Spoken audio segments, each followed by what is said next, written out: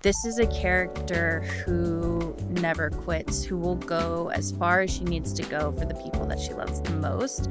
And anything that betrays any piece of that just doesn't feel right for this movie. So I think we were just very protective of her. Well, welcome to the show. Thank you for having me. Of course. This is such a treat. I'm going to do a quick little intro about you. So just try not to blush, okay? Great. It's my favorite part. Okay, my guest this week is a shape-shifting scribe. Dana Ledoux Miller is a Samoan writer, producer, director, and showrunner who somehow keeps finding new mediums to master.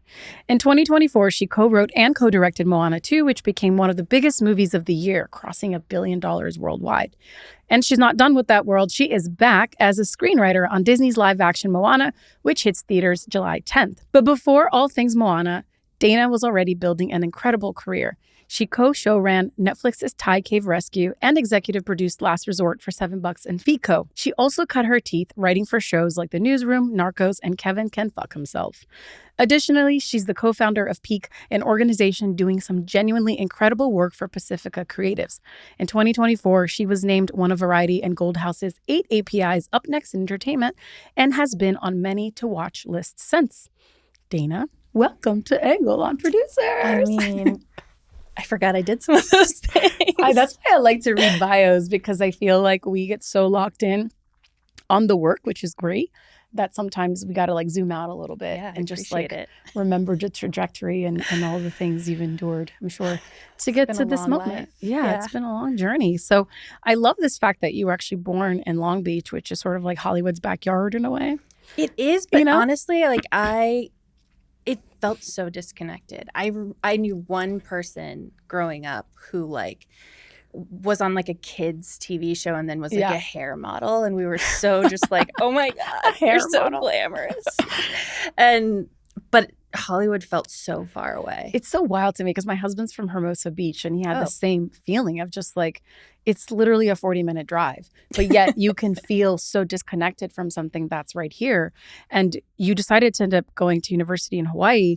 And I know you talked about, growing up in the U.S. and not feeling like Samoan enough, and the identity crisis that you've described is one that I really resonate with as a Brazilian immigrant to this country, and like never feeling American enough or Brazilian enough.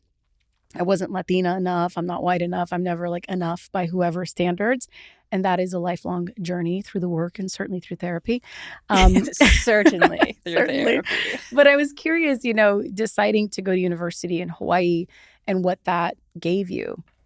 It was maybe the happiest accident of my career, I would say. Yeah. I moved to Hawaii to work, to do children's theater, and I was supposed to stay for 5 weeks, and I stayed for 8 years. So wow, I fell in love with the place and a boy. There's always a boy in there.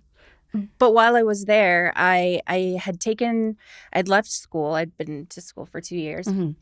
I knew I wanted to go to film school, and honestly, I applied to USC. I applied to UCLA. They didn't want me. Thanks a lot. No, yeah, it actually who's laughing now was the greatest thing that could have happened, because I found out at the same time that the University of Hawaii had started a film school a few years earlier, and they accepted me. But what ended up happening is I realized it was a place that really fostered and celebrated Pacific Islander storytelling, and was looking to expand the reach and give skills and help support us.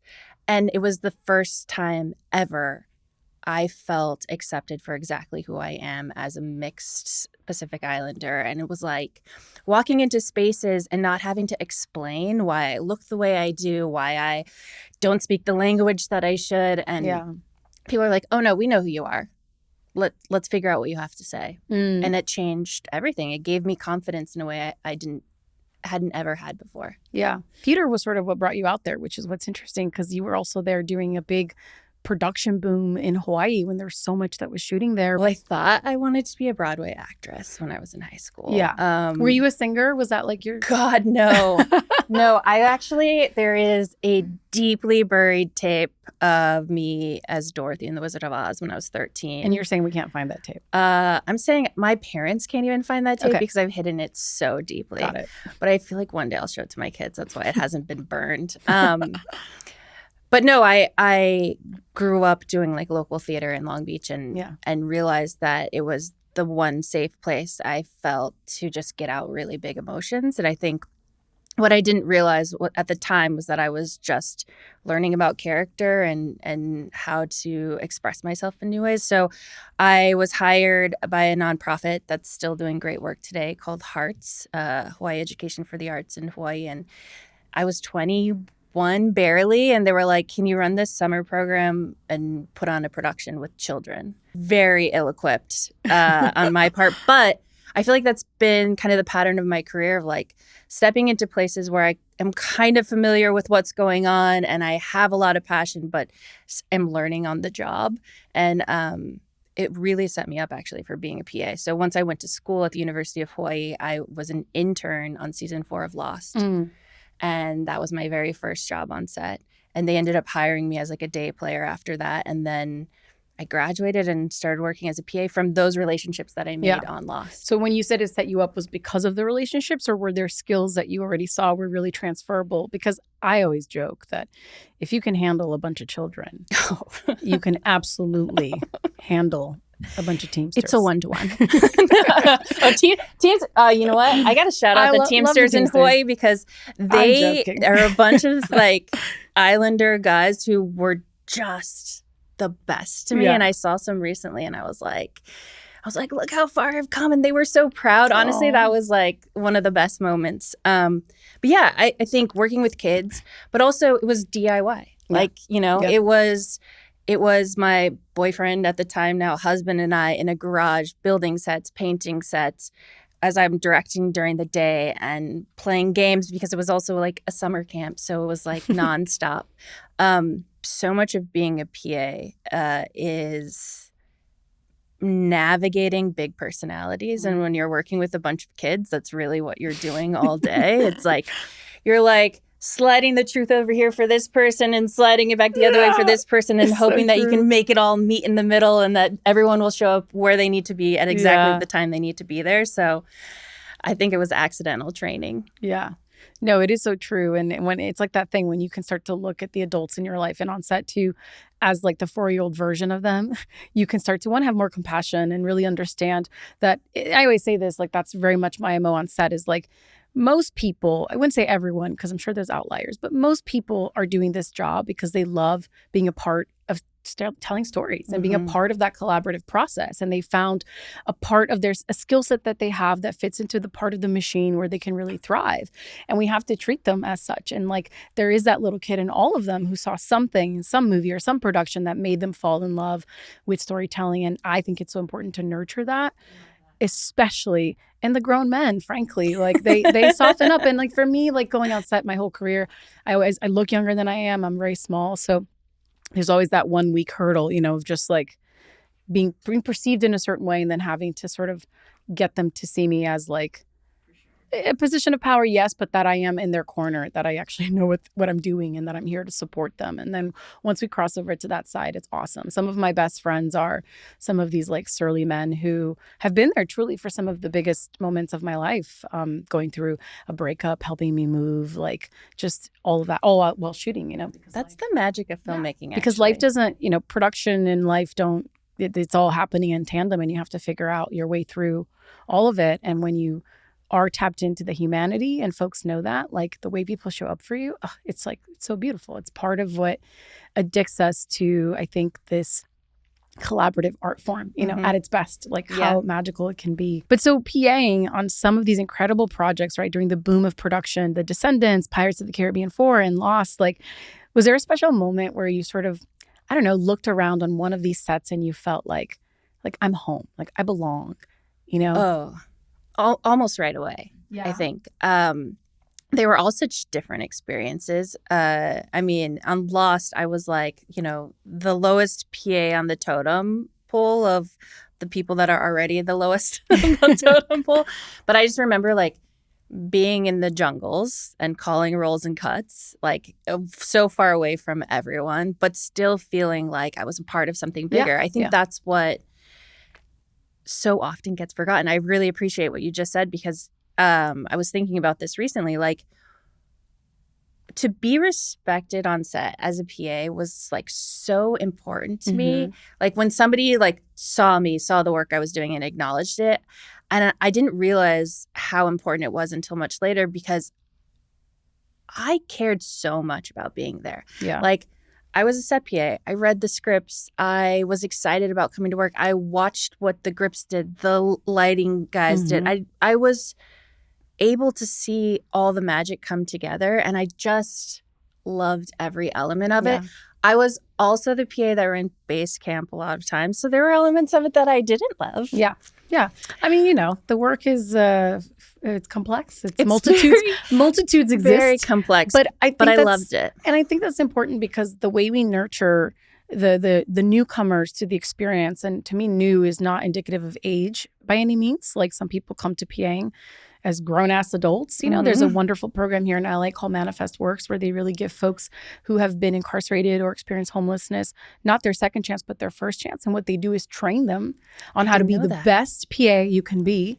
And they come to set and they show up with the best attitude. And there are these people that now have gone on to have union jobs and careers that have changed their lives, who have, a background and a history that for most corporate jobs would negate them from having those experiences, who have turned their lives around because of their work ethic and not about who they were before, but who are you today when you're stepping on this set, regardless of your background. I think that's the gift. And it starts with the people at the top and how you set that tone. And as we know, you blink in this industry and 3 years from now, those PAs are hiring you for jobs. So, it's like, yes, it does matter. It matters. And not to be gross or transactional. But again, to me, it's like, well, who do you want to be? And how do you want to be known? And like, what is the impact you want to leave on people, which is part of the storytelling that we get to create. All of that, I believe strongly, it's very woo-woo, but it imprints on the screen. It imprints on the experience, and that matters, How we make something, I truly believe, is just as important as the thing that you're making. Sometimes more than the thing. Absolutely. Because we cannot control the thing itself. We cannot. I mean, to have a crew walk off set after you wrap a picture and not feel like they'd been abused or that they'd been taken for granted, I think is oddly the last thought on many people's minds. But I think I aspire to be someone that creates things in a way that when people walk away, they're not just proud of what they did, but they look back on the experience fondly. Yeah. And as you know, it's so hard because there are so many people making really big decisions. And so it means that for those of us that care about that style of working, it's a fight every day, but it's worth the fight. Yeah, absolutely. I agree. Okay, so you graduated at 26. Okay, like you were a late bloomer graduate person, right? One could say. And you didn't land what some would consider quote unquote big jobs, I'm using air quotes, until after college. What advice would you give for folks that put really that age front and center as a quote unquote late bloomer? I think I benefited a lot from coming up in Hawaii because I wasn't immersed in the LA system until I was kind of already in it. And I'm grateful for that because that wasn't the narrative that we had in Hawaii. It was about the work and the community, and even getting a job to begin with, it's so tricky, as we all know, no matter where you are. And so I just kind of was really fortunate in that when I got my first internship on Lost, that rolled directly into another job to the point where I was like PAing and I would have a weekend off between jobs. Like that's how much the boom was. Good old days. Another time. I remember those days. But I wasn't really thinking about age in the moment. I was really just like thinking, I have no idea how to be the person that makes the thing. Like I fell into being a PA through this internship, but turns out I was really good at it. I worked really hard, and that kept getting me job after job after job. Yeah. And so I'm grateful for that. But I remember thinking more than about age, like, how am I going to get money? How am I going to earn enough money so I can make a short so that I can hopefully get somebody to see it, so I can hopefully get a job? Like, I don't have anyone in my family that does this. And really, coming from school in Hawaii, especially at the time, there wasn't a pipeline here. Like, I wasn't learning about the business in film school. We were learning about craft, but we didn't have a lot of resources. So when I did end up in LA, it wasn't like I could tap into the network from the film school I'd been to. So I felt more just really focused on trying to find a way to transition. And but I will say, once I did finally get into a writer's room, I was surrounded by people who were really kind of obsessed with the age thing. And so I found myself starting to focus of like, someone told me once, whatever level you've achieved by the time you're 40, you will never rise higher than that. And this was like early on in the writer's room. And I was like, well, that's horrifying, because now at that point I was like 29, almost 30. And I'm like, so I have 10 years. And if I haven't like done everything I want to accomplish, then I'm like fucked. Right. And as if you could control the speed at which things happen anyway, I'm right? Like, I have no idea what I'm doing. And I'm like, I'm still trying to figure out how to go to a general meeting, you know, without like sweating through my shirt. Like, I just want to figure out the easy things first. And so how did you not let that narrative get in your head? Well, I did set smaller goals for myself. So at the time, I was like, I think the first sort of age-related goal I had was I was hopeful to be in a writer's room by the time I was 30. I was really fortunate in that the job that I was a writer's assistant on, I was promoted to writer within. Which was the Newsroom, right? Which was the Newsroom. Yeah. What an epic, like... It was not a slow start. No, definitely fits the theme of just being thrown in. Yes. Well, I remember I was a PA. I was a set PA on the pilot. That's how I was even involved at all. How did you make that pivot? Because sometimes what I have learned is that folks on the more creative side really like to bifurcate creative and production. Yes. And they couldn't possibly see the parallels at how you can be excellent at production and also be inherently creative. It's crazy, right? Do people contain multitudes? Isn't that crazy? Yeah. The other things I feel like we hear as creatives are like, well, once you get a job in a writer's room, if you're in a drama room, you'll never be able to transcend to comedy. Like, you just will be that thing. And I reject all of that. Yeah. All of those narratives. You can be whatever you need to be. I love that. But I was a set PA. And actually we had two writer's assistants. Michael Russell Gunn was the other. And he and I are still like best friends to this day because of this experience. But he was an office PA on the show. And so I was standing behind Video Village one day, and Aaron's assistant asked me what I really want to do with my life. And it was the first time ever. I don't know, you have these moments in your life, I feel like, where if you're paying attention, you realize that you're on the cusp of something, or that like your answer really matters. And for some reason, this was one of those moments. I was really kind of shy and a little embarrassed about wanting to be a filmmaker. Like, I feel like everyone on set wants to be a filmmaker. And I just was like, I don't have anything to show for it. How can I say that if I haven't done everything I feel like I need to achieve? And so I didn't talk about it much. But when she asked me that question, I just felt like, you know what, I'm just going to say out loud what I want. And it was the first time I'd ever said it. I was like, oh, I'm a writer. I want to be a writer. And she was like, oh, okay. And then the next day, I think I had a meeting with Aaron asking me if I wanted to be the writer's assistant. And wow. Here I am. I mean, there's a direct line from that moment 100%. into sitting here right now. Yeah, I mean, there are those moments that literally change everything. And like the fact that you showed up and spoke your truth and knew what you wanted, like all of that stuff, you know, and gone a very different way. It could have, but like it didn't, you know? I actually was meant to go, I had a job lined up right after the pilot. I was going to go be a PA on The Dark Knight Rises. Okay. I've heard of that film. Yeah, that... up and coming filmmaker, right? Yeah. But like, I remember calling my friend Greg, who was the second AD, and being like, hey, I think I I'm going to be the writer's assistant on the show. I don't know what a writer's assistant does. This was also like before peak TV. Like HBO was the gold standard at the time. Yeah. And people weren't really talking about writer's assistants. And I was like, what's a showrunner? Don't tell anyone I said that. And he was like, take the risk.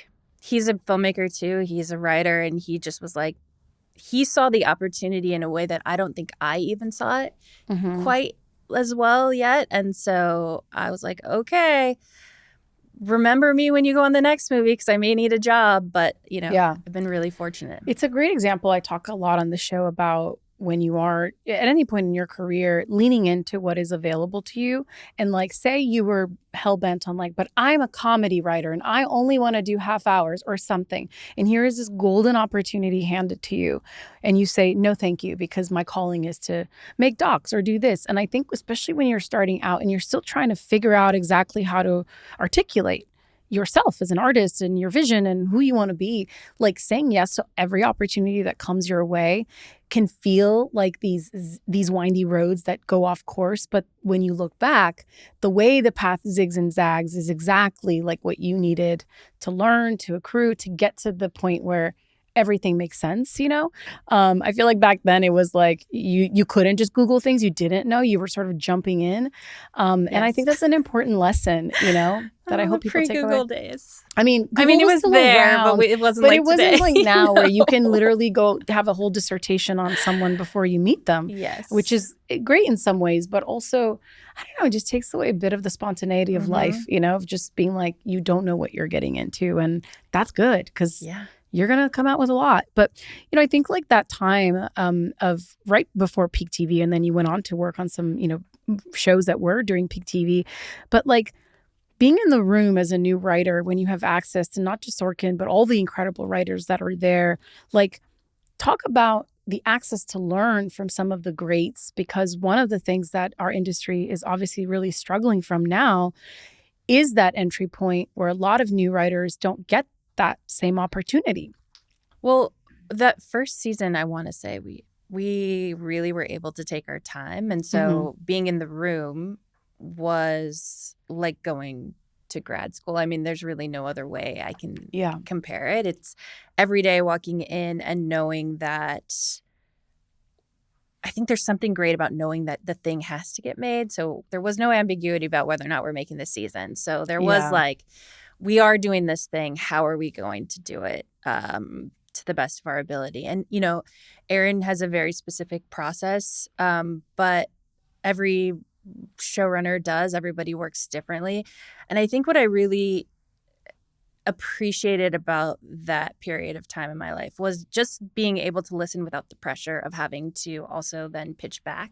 I think that's like the most valuable part of being in the writer's room was like, okay, I'm hearing the way this was pitched by this writer, and that was something that really resonated. But if you pitch that same idea a different way, maybe that doesn't resonate as much. And so it's about not only learning the style of the show, but also like learning taste, learning how to communicate better, learning how to just craft a television show better. Like you can't read a book and get that same kind of like in the moment, everything's changing right now kind of experience. And, that really prepared me for actually being the writer in the room because I had already been listening to that for 10 months. Now, doing it and listening are two completely different experiences. And I look back now and think about like things that I would have pitched back then or the way that I would have pitched something or the hills that I wanted to die on. And I'm like, I wouldn't do those things at all. But I felt like,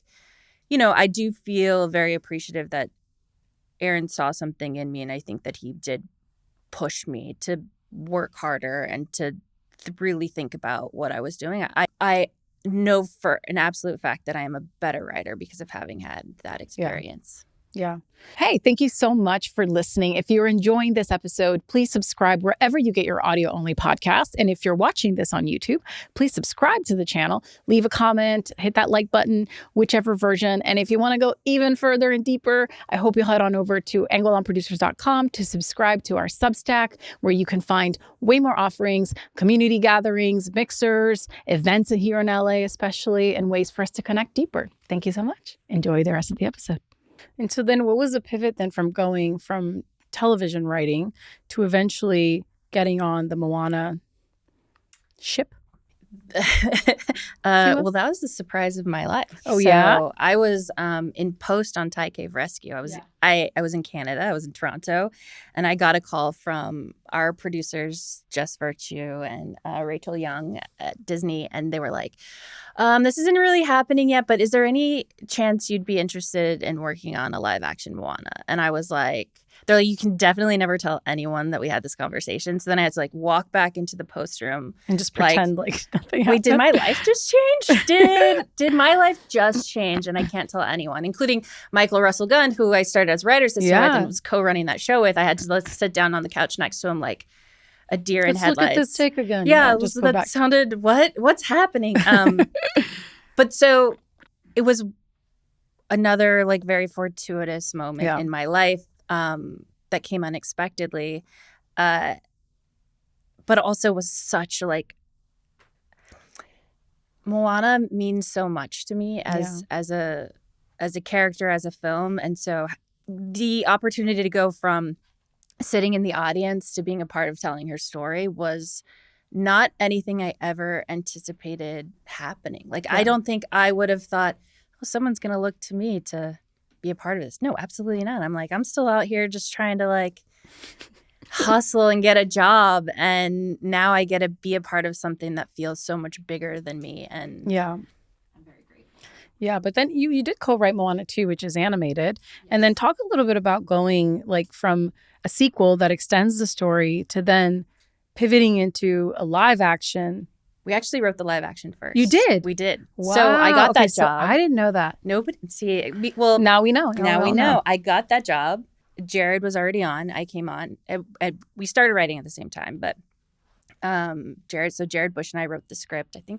I want to say it was like summer of 22. We turned it in like maybe our second or third draft before the writer's strike. So it was done from our end. And then it was because I met Jared on that project that he actually brought me to Disney Animation. So we had a really wonderful writing partnership. I mean, we were an arranged marriage for sure. Yeah.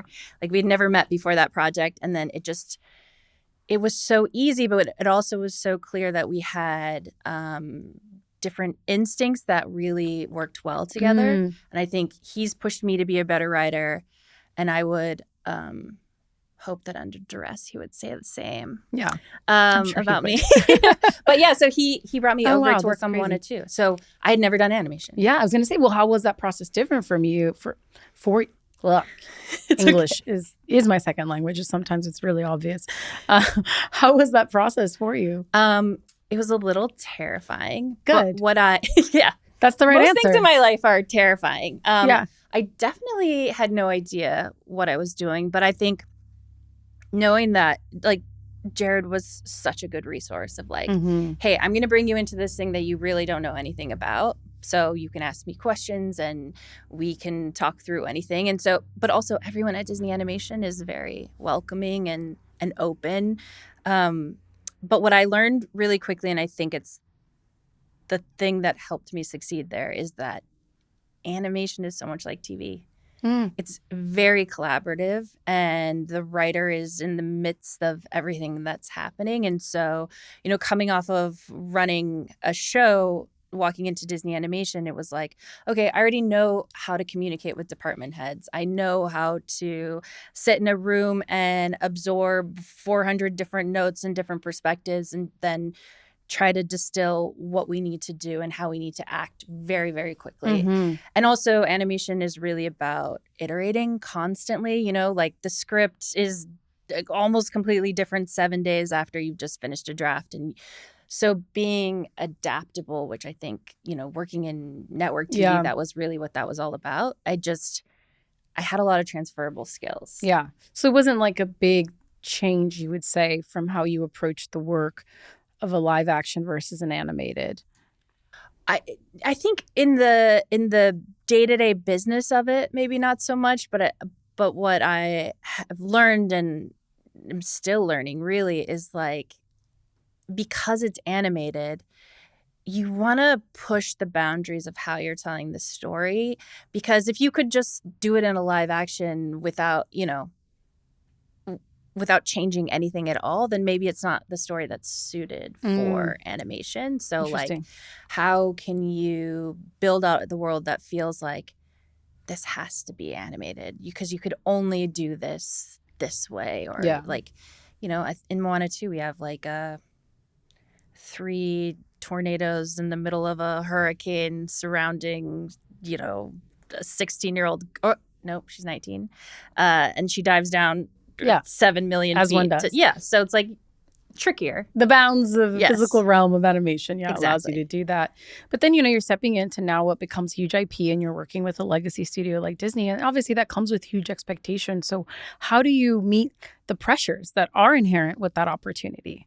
I think I felt it a little bit more on the live action because it was my first, project within Disney and the Moana universe. But I really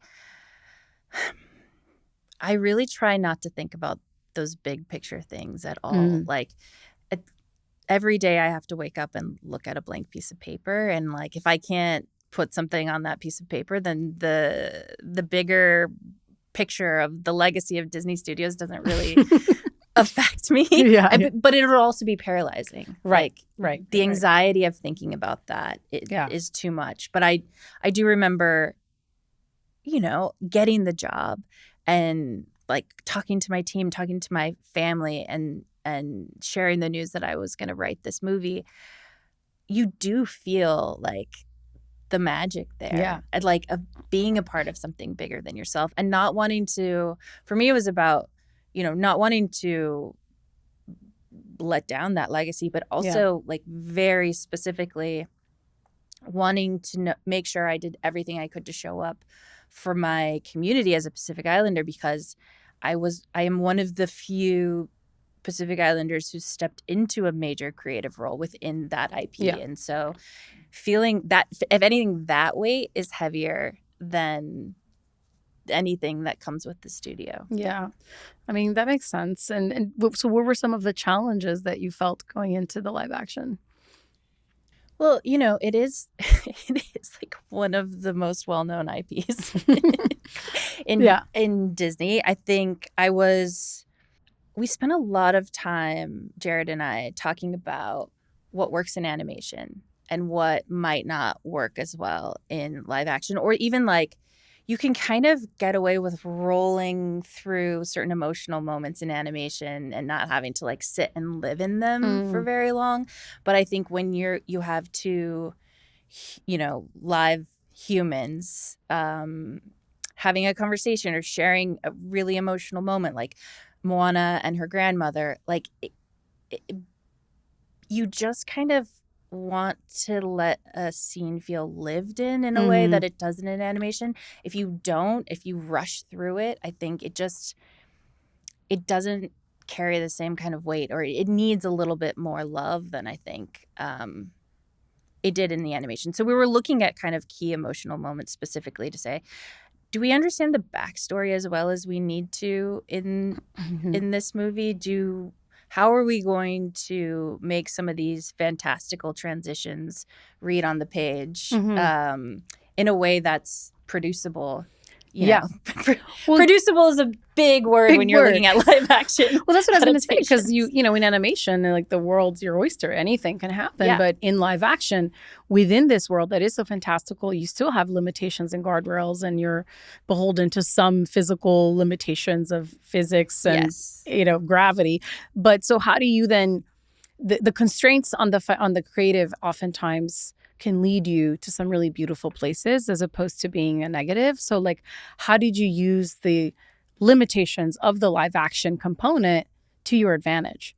I think there were a couple of, even set pieces that are like much more complicated in practice that we had to really take a hard look at and figure out how can we get this same emotional scene. I think the midpoint of the movie is something we really looked at a lot when it's the first time Maui really looks at Moana and sees a strength he didn't expect, and he sees a little grit in her that he didn't expect it in the animated movie. They're climbing up a giant mountain. And so you kind of get that shorthand of the physical exchange within it. And so we had to make some adjustments there. And we also, had to make some adjustments to like, I think we ended up changing it a few times, but like a giant monster crab that you have to have a young girl fight and attack. Like we spent a lot of time trying to find creative solutions to moving her through that space with the same.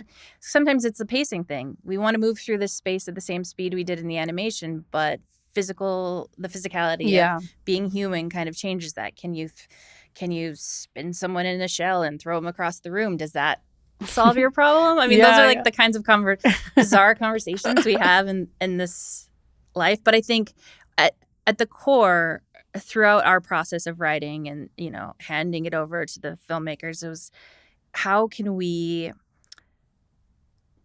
our guiding light was always, we don't want to betray the truth of this character. Mm-hmm. Like no matter what we do, whether we build out a moment or we shift something, it's not even about fan service and what we know that people love already. It's that this is a character who never quits, who will go as far as she needs to go for the people that she loves the most. And anything that betrays any piece of that just doesn't feel right for this movie. So I think we were just very protective of her. Yeah. And I love that there's also this like baton passing sort of energy with Ali stepping back from voicing Moana into an EP role and Catherine like carrying this torch forward, which I think is really beautiful. What does that look like from the writer's side? Like how do you make that bridge from the writing perspective? Is it musical first? Does it start in the script? I think for us, in the script from the very beginning, even before Katie was cast, we knew that it probably wasn't going to be Ali. And so we just started thinking about what a 16-year-old girl out alone on the ocean, what would that feel like? Oof. How would that be? Yeah. How would we be able to explore the vulnerability of that in a way that doesn't quite feel the same in the animated film? Mm-hmm. And so we were already kind of looking to the character from a new perspective. But, Ali is also our first Moana and such an incredible young woman. And knowing that she was going to be a part of this and was going to guide Katie and it just made everything feel right. I think if it had been any other way, it wouldn't have been true to the spirit of Moana. Exactly. Yeah. This is it. It's about community. It's a story about community, and so to see so many strong women. Actually, we have so many Pacific Islander women in key roles on this film, from Ali to Katie to Liz McGregor, who's our costume designer, who does an incredible job.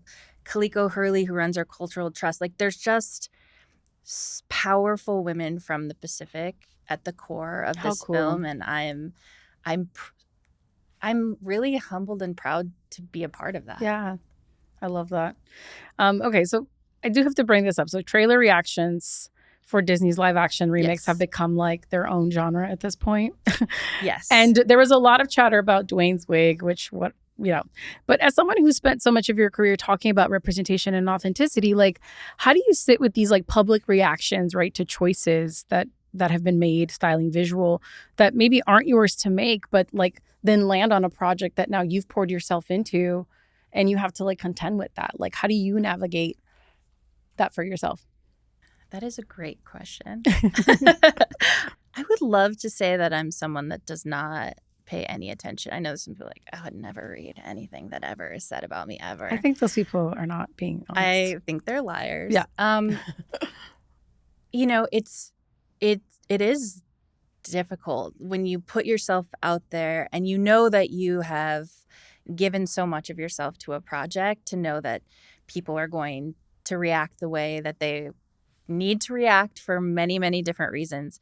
I think for me, and this was a lesson that did not come easy, I just have to remind myself that There's so much that goes into making a movie or making a TV show that will never be seen on screen. There are the battles over details that really meant a lot to me and are reflected on the screen that nobody will ever know took so much work.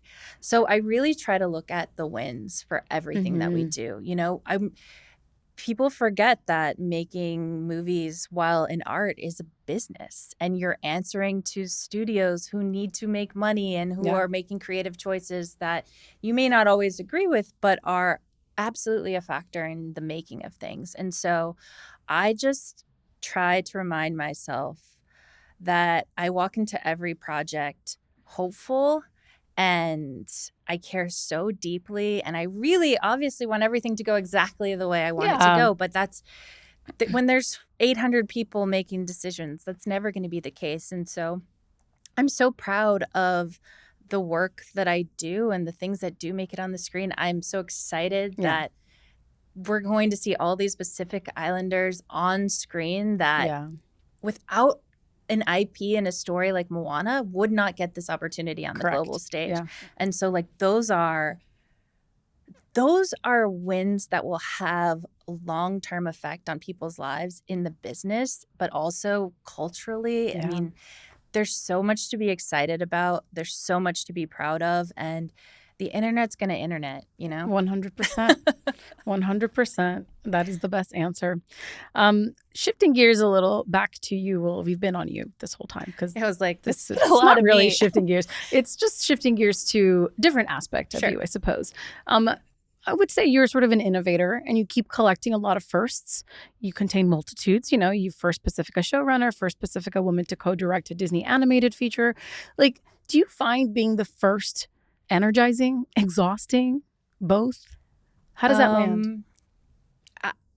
It's there are terms that do make me uncomfortable because I know someone like with Thai Cave Rescue, I got that title of like the first, and I think I'm maybe the first in Hollywood, but like there's so many people doing amazing work around the world. Like Rose Matafeo had her own show in England. I think what makes me uncomfortable about those monikers is that it feels like it diminishes the great work of other people. And it's and it centers me in a way that makes me uncomfortable because I think what brings me so much joy, it's the reason why I do nonprofit work, is that I want to live in a world where those titles don't have meaning because there's so many of us excelling at the top of our games across the board, you know, throughout the industry. But I also know that having those moments, being the first, being on a list also gives visibility.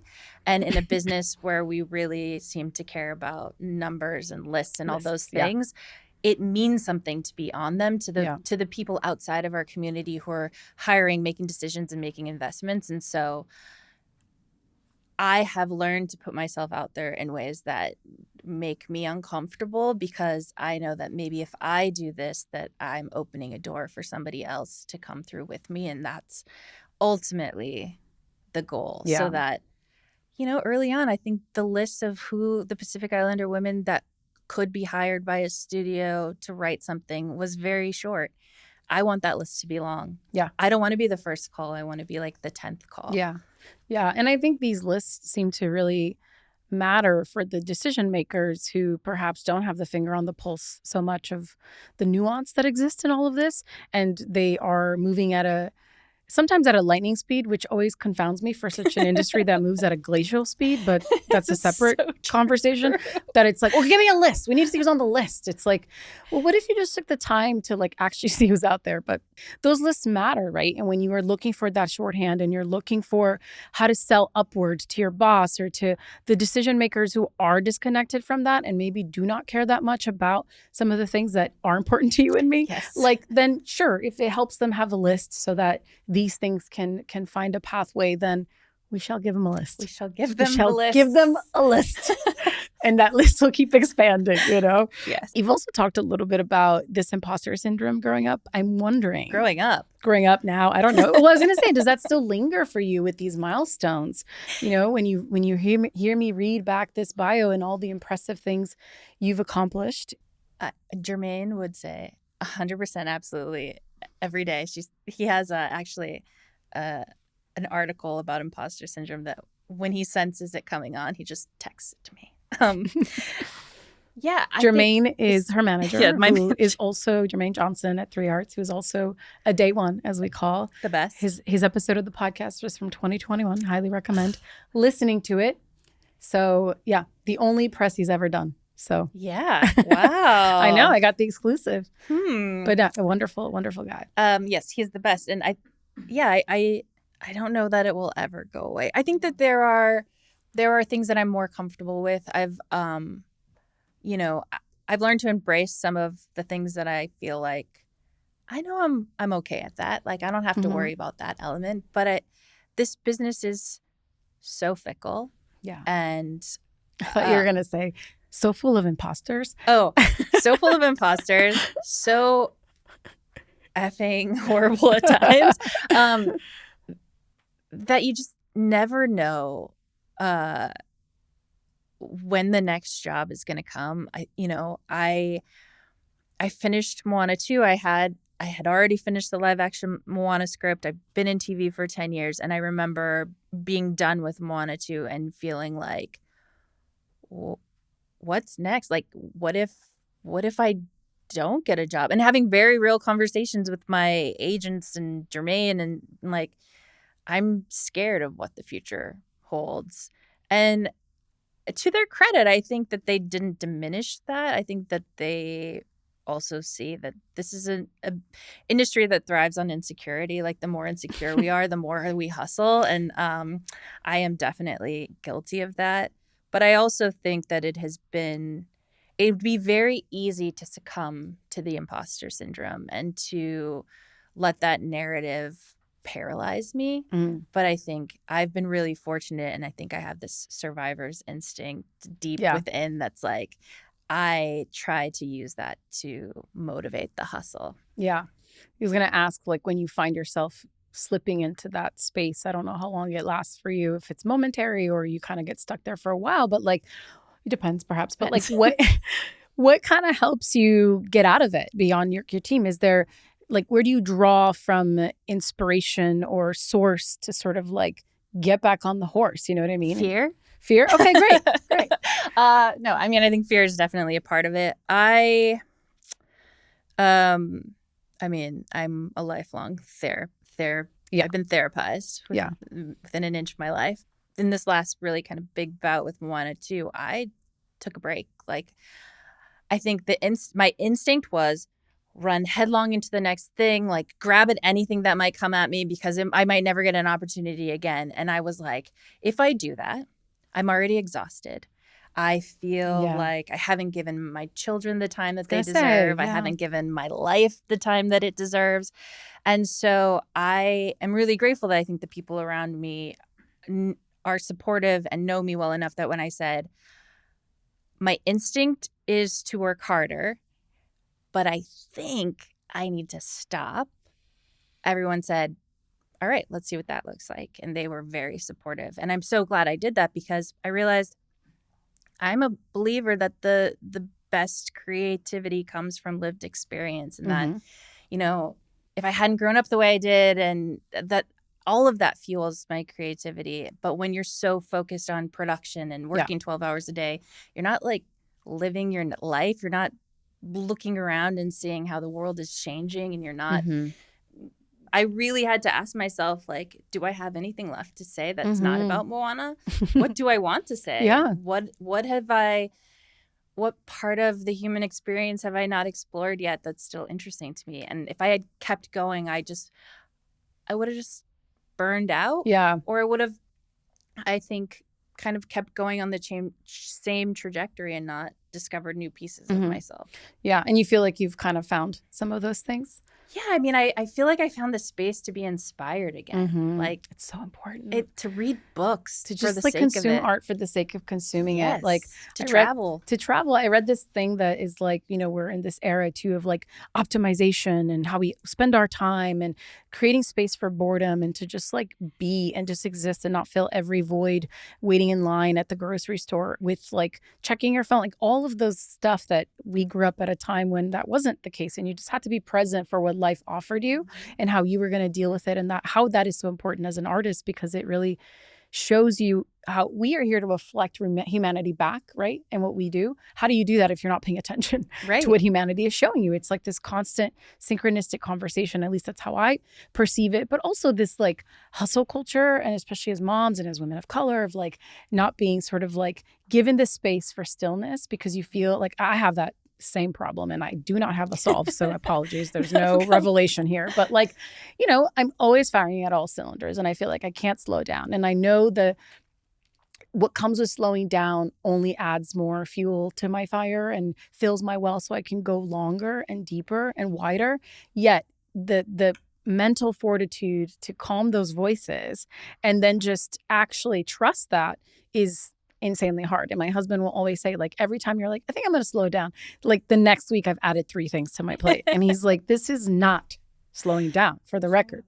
I'm trying to find that balance, especially as a new mom, because like it's like I also genuinely love the work. Yeah. I love all aspects of this. However, it also drives me crazy, and I also hate it and think about leaving every other day. But you know, you wouldn't I feel be like that's doing it right if you didn't. I feel like that's a normal things. boundary Yes. to have. But it's like, how do you contend with all of that? And I think in this like age of comparison culture lists and what you've done and by this age and have you achieved, like it's you can literally go so crazy that all of that takes away bandwidth from the creative process. Just remember, everyone is depressed and anxious and never happy with anything they're doing. So 100%. I mean, I agree with everything that you're saying. And it occurred to me, I also say that I slowed down and took a break and knowing what a privilege it was to be able to do that. And, you know, at other points in my career, definitely couldn't have afforded to do that. And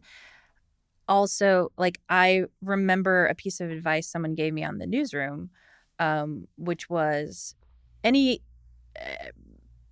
once you get one of these union jobs in this business, I was making way more money than I had made before, going from a PA to working in a writer's room.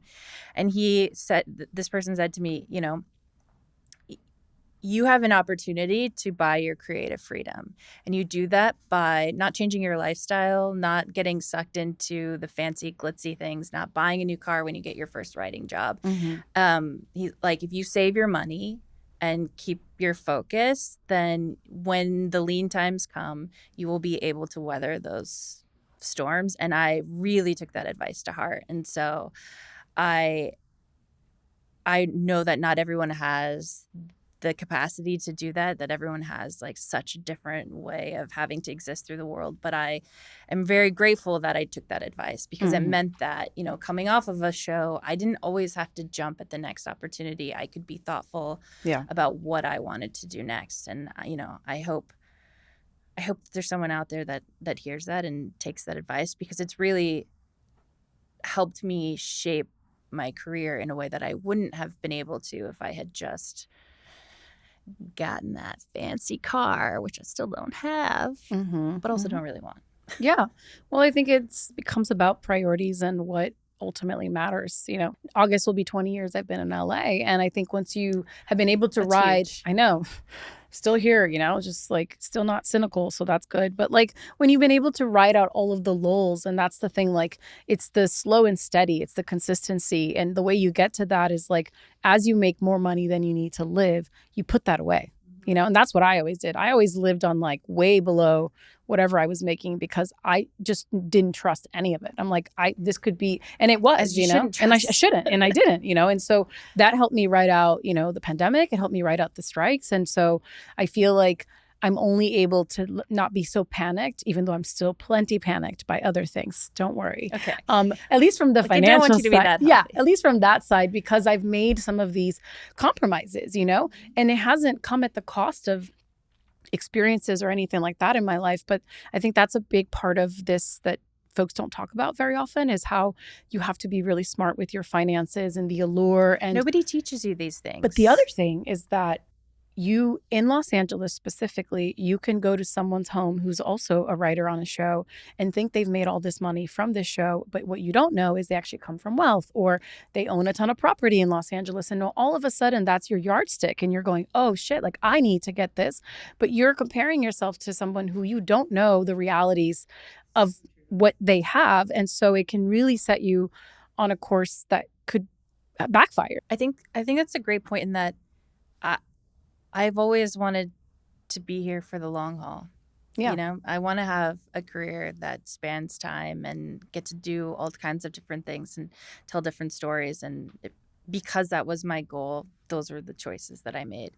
But it was hard when I was first starting out and even coming off my first show, and my peers were getting deals. It was like the beginning of peak TV, and everyone was like, I sold a splashy script, I got all these things.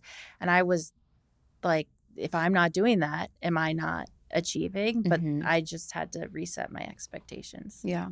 I mean, we all have to, it's like you're consistently doing that every couple of years because of how the pendulum is constantly shifting in this industry. Okay, so I want to talk about Peak and the incredible work that it's doing. Peak is a nonprofit that I helped start 4 years ago, about 4 years ago. And our mission is to help create opportunity for Pacific Islanders looking to work in entertainment, but also to support, as consults. We also work behind the scenes with studios, with specific projects to help improve representation of Pacific Islanders. And what that often means is we act as a conduit. Like, we connect studios. If they're going to tell a story about a Micronesian community, they reach out to us and we go out and find experts in the field that they're looking for to connect them with. So it's not about us being the consultants necessarily, but it's about making sure that people who want to tell stories within our communities are finding the right resources to do that responsibly. But also, we've been able to, writing has always been my passion, and wanting to see more writers from the Pacific Islander community in the room. So Netflix has helped us. We are about to start our 3rd year of a writing fellowship. Yeah. Yep. I love it. Actually, applications open soon. I think you can go on Peak Pacifica on Instagram. But then we also have a producing fellowship run by Avery Huffine, who's a producer. Yeah, I've actually emailed with Avery because one of my projects, we've been looking for a writer, Pacific Islander writer. I can offline about it. Okay, good to know. And it was tremendous, like having her help to guide us and sending us lists. We love a list. Yep. But a list those lists created by a different before person. us. And also, created with a different, like, you give parameters. It's a different kind of list than what's publicly available. And that is so helpful when you are intentionally trying to build projects that are culturally specific and all of that stuff as a non. Yeah. So I've already emailed with Avery. So, like, shout out to Peak because they're awesome. That's why I wanted to make sure to bring it up because it's a wonderful resource. Yeah. I wish every community could have like what Peak has done. Well, I also need to shout out Cape, which also exists. Yeah, Cape and is fantastic. They've been so supportive of me. And when I wanted to expand this, because also API includes most of the world. Yeah. And it's not fair for one organization to have to focus on all of that. And they're so good to the Pacific Islander community. But I was like, I want to focus a little bit more. They stepped up and they really helped us model our organization after theirs. Nice. And so, like, we couldn't have existed without their support. And so that's just indicative, I think, of this kind of work. Yeah, I love that. Okay, so 10 years from the first Moana, right, to this week's release, if 2016 Dana could see where this has landed, Peak included, everything you've done, what would surprise her the most? I'm not going to cry. I think I have never felt more supported and included by like the greater Samoan and Pacific Islander communities than I do right now. I've always felt like an outsider looking in, despite my heritage and where I come from. And I was really scared when I first started the Moana film that people would find out I was writing it and they would be upset because I wasn't enough. Mm. That was my biggest fear. I remember the high of getting the job, and that second thought was, what if everyone hates that it's me? Mm. What if I'm not Samoan enough? And that has not been the case at all. Yeah. And I get to look out today and know that there are lists of Pacific Islanders that are working and writing, and there are people I can call. And I'm about to go to the premiere for the live action Moana, and I know that I'm going to look around and I'm going to see familiar faces from the community that are happy that I'm here and that I got to play a role. The film changed my life, and I got to play a role in helping change theirs. And like I'm just grateful to have been a part of something where I could make an impact for other people. And I believe that was possible 10 years ago. I wouldn't have known how to take the first step towards achieving some of these big dreams. And not only have I been able to take the first step, I've been able to just help grow something bigger than myself. And I'm really humbled and also proud to be a part of that. Yeah. Well, they're lucky to have you steering the ship. Truly. You can humble laugh all you want. That's fine. Well, I'm a new mom. I have a 2-year-old, and your kids are a bit older, so you're further down the line. Yeah, but I'm obviously a pro. Yeah, you know I'm a everything. Professional mom. You're a professional mom. But you mentioned that your 4-year-old fell asleep at the Moana 2 premiere, which makes sense. Like, I think every 4-year-old would, not because of the film itself. No, she told me it was because of the film. Okay, she did. No. Okie dokie. Yes, but, my 4-year-old definitely fell asleep at the But premiere. I mean, what does it feel like to make a Disney film that your own children grow up watching and becomes like, once they're old enough to really understand the impact of that? It's incredibly exciting. I think I am super lucky because I got to make an animated film at the same time. That's all they care about. They don't watch live action yet. Well, they will on Friday. But I got to give that to them. Like, They listen to the soundtrack all the time. They're really proud because also their friends are watching the movie and talking about the movie. And like this weekend, actually, we rented out most of a theater, and I felt like my kids give up a lot without being asked to give up stuff when I'm working on a movie. They don't have me around all the time. They don't have my attention in the way they deserve. So like that's their silent work that they do on every project I work on. So we rented out most of a movie theater, and they got to invite their friends and their families. So we're going to have our own private screening. That to me is like my way of celebrating the work that they did on the film. Yeah. How special. And I know like the boundary thing as moms, it's like being in this industry. I know we talked about like going a million miles all the time, having to fire at all cylinders. But then when you become a mom, all of that is like, again, a whole other podcast because it all gets upended in a whole different way. But like now that your kids are a little bit older, I guess the boundaries that you have to create to protect yourself and your space and all of that as mom, how did you navigate that? And what tips can you give for moms?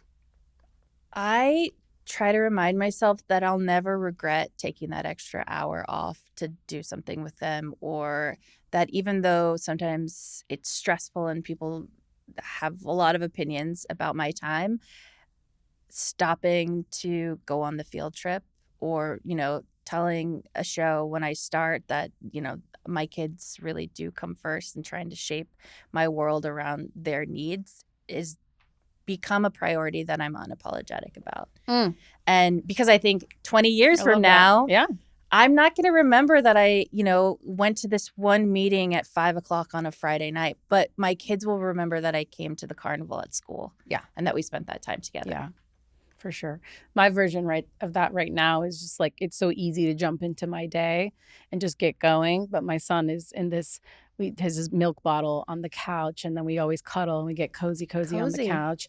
And then, and I'm like, oh, okay. And that's when my brain goes, I should be listening to a podcast while I'm laying here because this is like 10 minutes of him drinking this milk that I could be doing something more productive.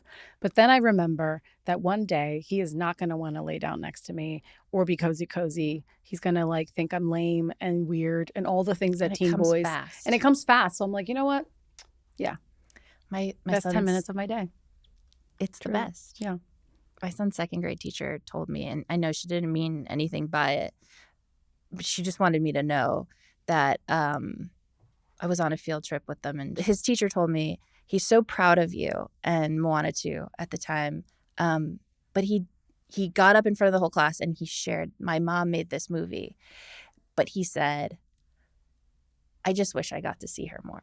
And that broke my heart. And it was a really good reminder that that's what matters. And like I was like at the field trip, like, oh my God, yes, please, let's get in line, kids. And I'm like, I just broke my son's heart. But I needed to hear that because I think I'd gotten complacent about that time with him. You forget because I think it's so easy to feel like, well, they're so little, like they won't remember, and they have their friends and they have school, and like, but that presence is still so important. It never stops being. It's just the way that as you become a teenager and you like pretend you don't care or need your parents, which is part of like finding yourself as an adult, but like how you, I still need my mom. I still need all of that. It never goes away, you know? So, I'm glad you had that like moment and that you were able to course correct. Not that you were on the wrong course, but you know what I mean? No. Like that you were able to reset the boundaries. I think I'd gotten complacent, I'd gotten a little sloppy, and I keep telling myself, okay, with this next project, then I can take a break, or with this next thing, then I'll do that. And I'm like looking ahead and I'm like, okay, well, if I wait till 2030 to take that break, my son's going to be he's going to be a teenager. Yeah. And I'll have missed these key moments. And I don't want that to happen. Yeah. I don't want to wake up one day with regrets. Yeah. 100%. Although I'm sure that I will. You will. Don't worry. Just not those regrets. Yeah, I'll have Hopefully different regrets. Just give me those martinis and we'll see. Listen, you won't in the future. That's why people start drinking. It starts to smell like Chardonnay all the time, you know? That's what I've learned. That's the poison of the future. That's when you know.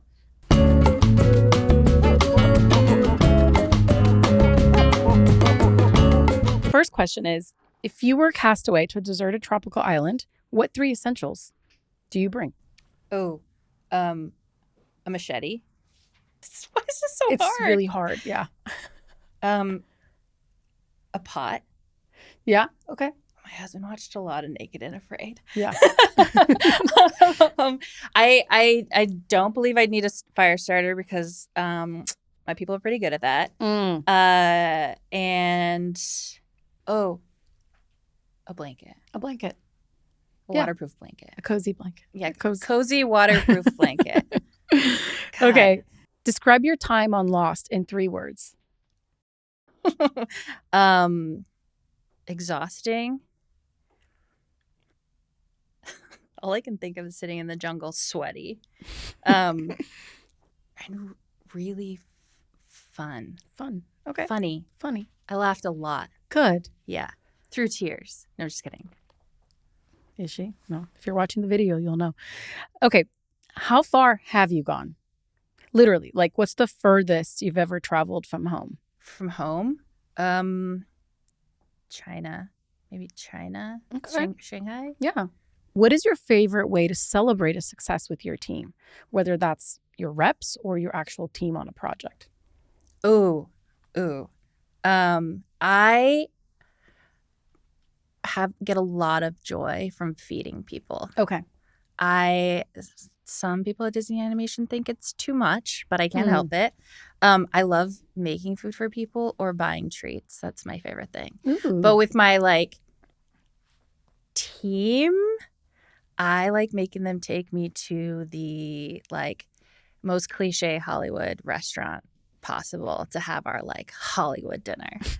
It's always disappointing. It's always not the company. Yeah. But it's always everything. Underwhelming. It's always everything you kind of hope it will be. And I won't name names on where it is because I don't want to get in trouble. But yeah. What's your favorite Hawaiian island and why? Oh, Hawaii. They all have a very different personality. I used to say Kauai. or Hawaii Island, but I'm gonna say Oahu Okay. because it doesn't get enough love. That's where I spend most of my time, and there's so much to do there, and it is so beautiful, and it has some of the best beaches in the world, but everyone wants to go to Maui, which is also beautiful. But Oahu is an underrated gem. I feel like Oahu should sponsor us, and then we should do a part 2 of this conversation in Oahu. I would be happy to do Just that. saying, I think a lot of the viewers would love to see those beaches you're talking about. Yes. So Exactly. we'll send this clip to them and see if they bite. Okay. Just the island. Just the The whole island of island Hawaii of or of Oahu. We'll just send it to everybody. Yes. Let's see what We'll they mail think. them a link to this. Okay, so by now you must have smelt what The Rock is cooking. You've gone back for seconds. Sounds so wrong. Describe it to us. Describe it to us. What is The Rock cooking? What is The Rock cooking? Well, he's always cooking up something. The Rock is always cooking up something. Yeah. I actually have no idea what The Rock is cooking right now, but I will tell you. He's just as charming as he's the movie star that you see on screen everywhere, and I have been so impressed by the way, like, he's super nice to my kids. I feel like you don't always get that. You can always tell when they're nice kids. Yes. Yeah. Okay, so what he's cooking is kindness. Okay. He's cooking in kindness Cooking and kindness tequila. And tequila. He's a He tequila loves guy. his then. tequila. Mm. But I don't actually know what he's got cooking. Yeah. Gotta ask Martin Scorsese. I feel like they've got something cooking. All right, we'll call it Marty. Marty. See what's up. See what Marty has to See say. what Marty has to say.